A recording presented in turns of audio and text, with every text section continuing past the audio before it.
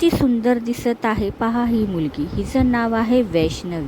काही दिवसापूर्वी हिने गळफास लावून आत्महत्या केली. मला या आत्महत्येविषयी थोडासा डाऊट वाटत आहे. हिला 5-7 दिवस मारहाण होत होती. रॉडने, लोखंडी रॉडने, पट्ट्याने, जे मेल त्या गोष्टीने तिला मारत होते. तरी ती एक दिवशी उठली, कंटाळली आणि तिने दरवाजा लावून घेतला. कपाटामधली साडी काढली आणि तिने गळफास लावला. तिचे व्हिडिओ आणि फोटो पाहता ती हेल्दी होती. त्यावरून मला असा डाऊट येतो, एवढं मारल्यानंतर हातामध्ये एवढी ताकद राहील की जोर इतका टाईट बांधला जाईल का आणि त्या जोरवरती ती लटकू शकेल का? म्हणजे इतका जोर त्या हातामध्ये कुठून येऊ शकतो?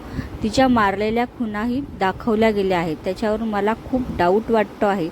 ही आत्महत्या आहे की हत्या हे समजत नाहीये. तुम्हाला काय वाटतं कमेंटमध्ये सांगा.